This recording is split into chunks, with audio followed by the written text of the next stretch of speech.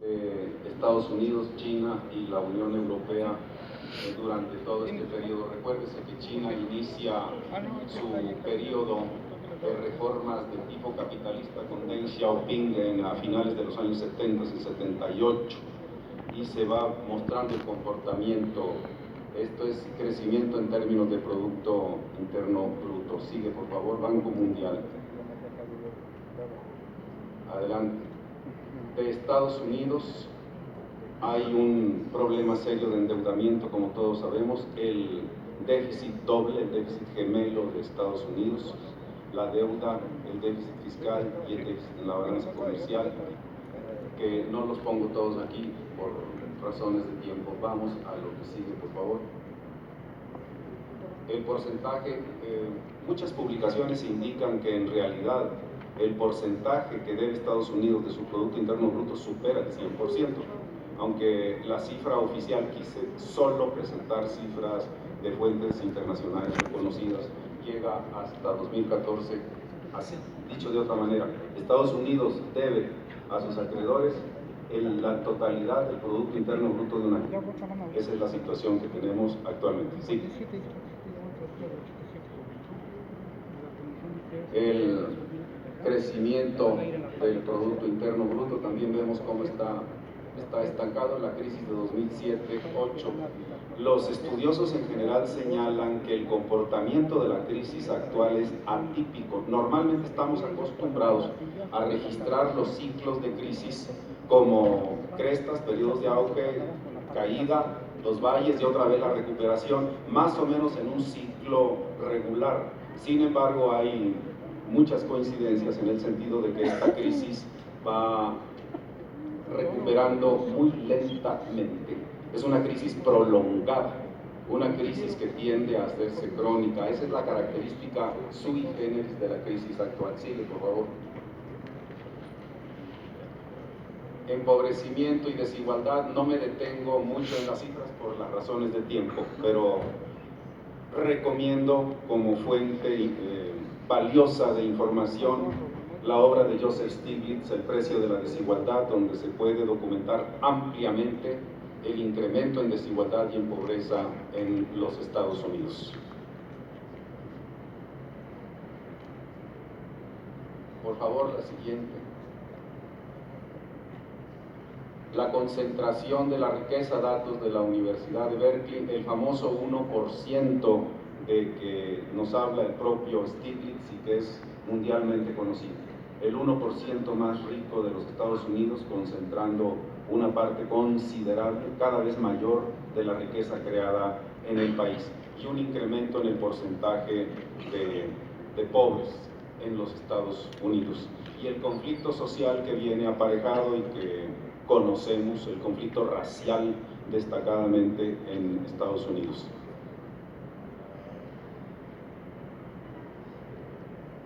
Podríamos obviarla, es de alguna forma desarrollo de lo anterior. En contraste, aún inmersos en la misma crisis global, con todas las repercusiones generales que tiene la crisis, el desempeño de China en combate a pobreza, reconocido por el Banco Mundial. Está señalándose aquí que el 68% sale de pobreza en todo el mundo, y esto lo aporta China. China, reconoce el Banco Mundial, es el país que más contribuye a superar la pobreza en el mundo. Es el país campeón en combate a pobreza. Esto es importante destacarlo. Sí hay muchos millonarios, crecen las grandes fortunas, pero hay un proceso de reducción de pobreza en China reconocido globalmente. En este caso, cito fuente Banco Mundial. El crecimiento, ¿sí? el PIB, crecimiento del PIB en el periodo, tomando en consideración Estados Unidos, China, y destaco yo aquí el caso del estancamiento de Japón y de los países representativos de la Unión Europea. La Unión Europea muestra, como lo sabemos, una tendencia sostenida al estancamiento en la tasa de crecimiento económico. Europa no repunta como una potencia global en cuanto a su desempeño económico.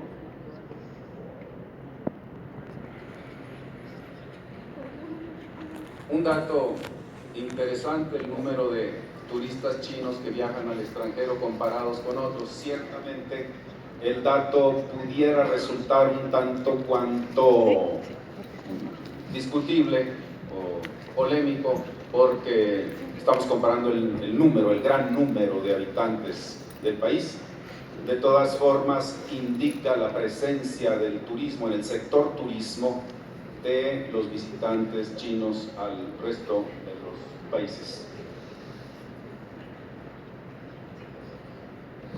La deuda de Estados Unidos con China, China como principal, se ha convertido en el principal acreedor de los Estados Unidos, y las reservas de dólares en China.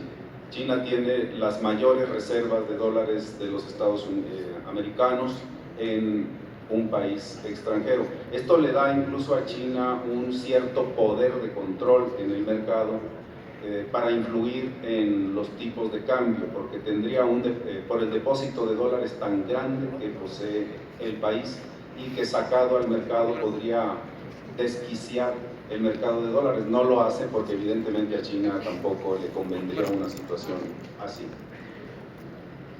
Sigue, por favor. Existen en el mundo tendencias proteccionistas. Se indica en el documento, en el título de la presentación, diagnóstico del desarrollo de las economías de mercado globales. Y una de las grandes tendencias que se están registrando en estos días son el brotes de proteccionismo.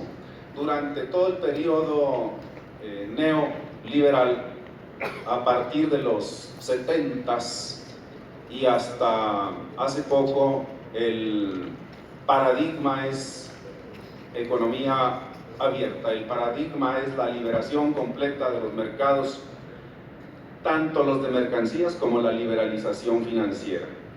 Sin embargo, en los tiempos que corren, debido precisamente a esa crisis que va adquiriendo tintes crónicos, en el mundo se oyen más voces de proteccionismo.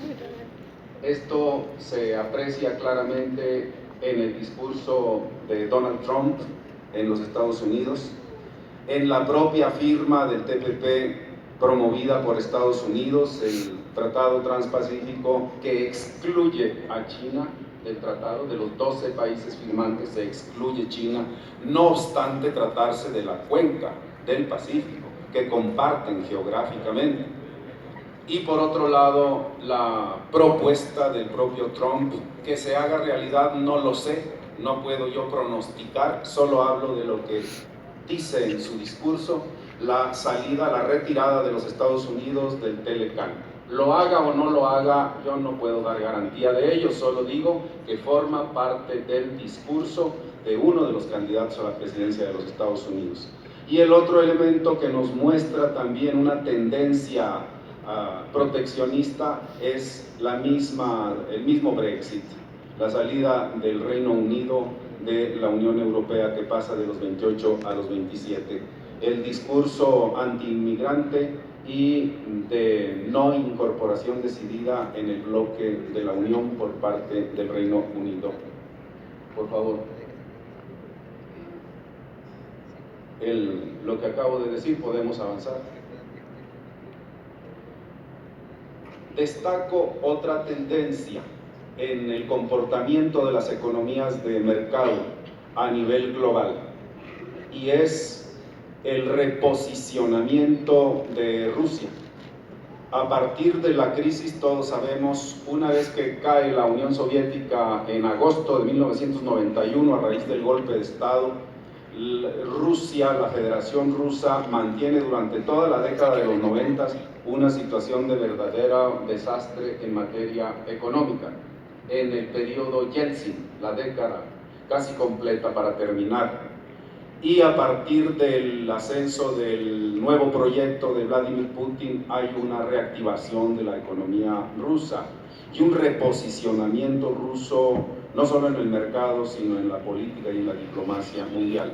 Una de las fortalezas de Rusia es tener las reservas de gas más grandes del planeta, las mayores reservas de gas y ser el principal exportador, y además el que Europa dependa en gran medida del gas ruso para el abastecimiento energético. Esto posiciona, como digo, a Rusia frente a Europa.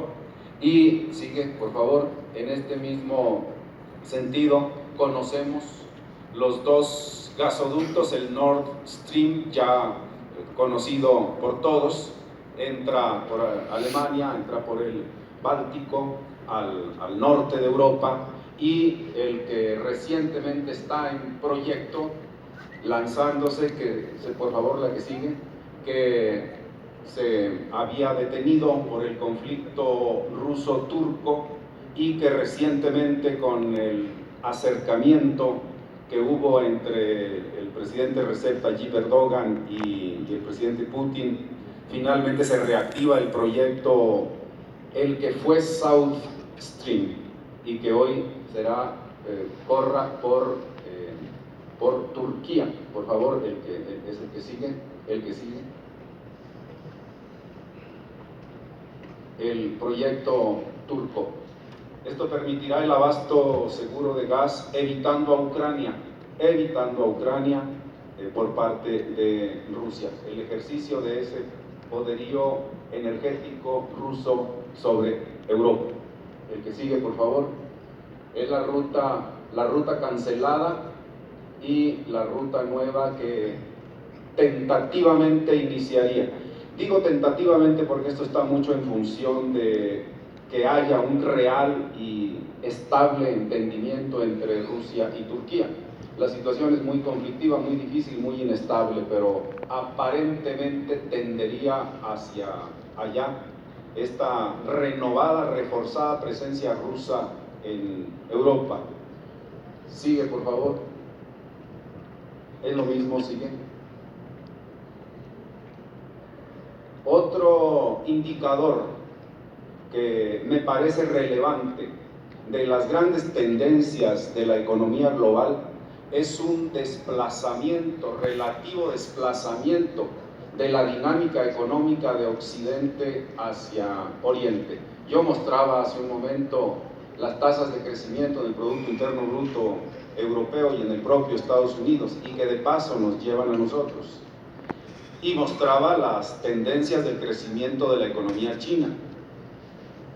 Y en este caso estamos ante un nuevo fenómeno económico de una gran relevancia global, la nueva ruta de la seda, un proyecto chino de transporte, de comercio que conecta a China precisamente con Europa, pasando por Asia Central y el cercano Oriente. Un sistema de transporte ferroviario y un sistema marítimo de comunicación. Ahorro los detalles porque sería mucho abundar en datos, pero está ya operando en tramos este sistema, y está reduciéndose hasta en 1/3 el tiempo de transporte y los costos de transporte de mercancías desde China hasta Europa. El primer tren ya llegó de China a Teherán, Irán, y hay un ahorro considerable de tiempo y de costos de transporte, lo cual volverá todavía más competitivas a las mercaderías chinas con respecto a las europeas, y esto acerca a Europa con China. Por favor, la que sigue.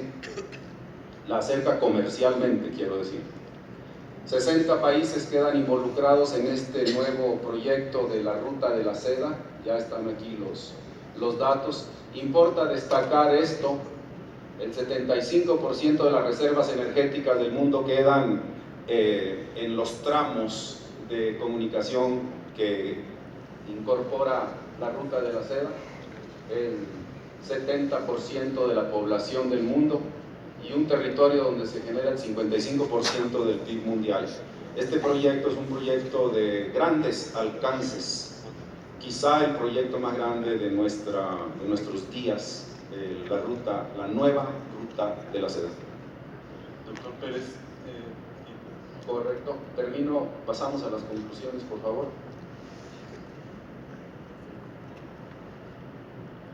Las conclusiones.